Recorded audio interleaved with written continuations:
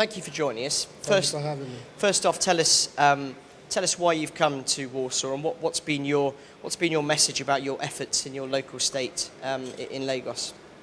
Well, I've been attending different climate change summits ever since we've been introduced to it, and we've learned so much from it, particularly networking with other sister cities in the world and using such experience to develop our climb.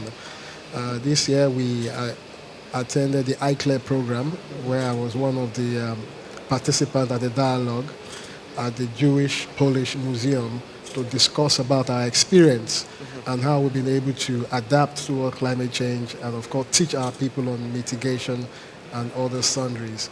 So it's about networking, and through the ICLER platform, we've been able to do a lot for our people, particularly using advocacy and teaching and changing people's orientation towards best practice. And give us a sense about the area that you are in charge of in Nigeria. What are the major challenges you're facing in terms of climate change? Well, ours is not different from what many countries that are situated at the coastal areas are facing.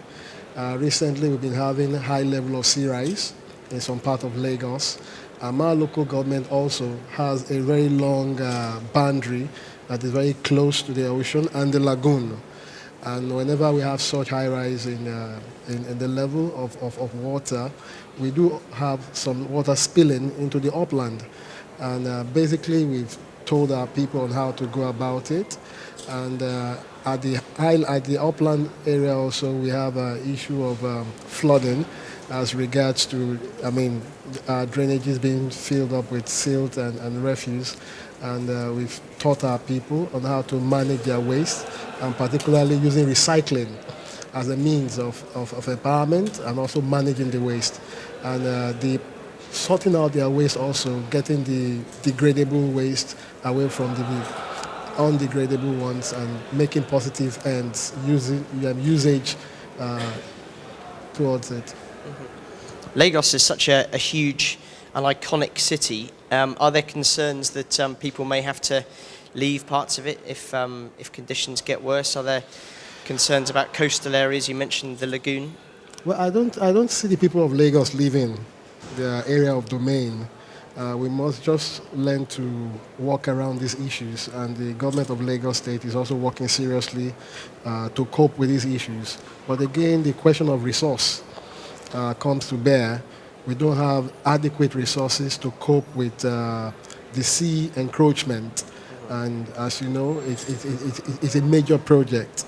So the Lagos State government have been calling on the federal government to also come to their rescue in this regard.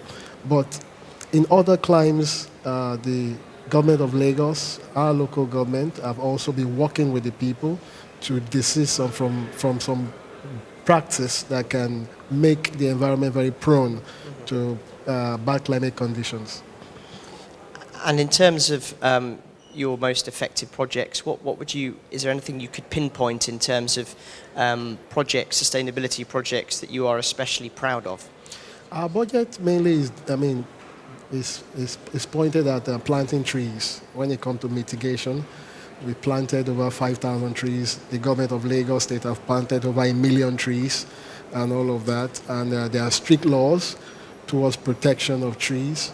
And we're also working, like I told you earlier, on how to manage our waste. Recycling is a major project in Lagos State and for our local government, and waste management and all of that.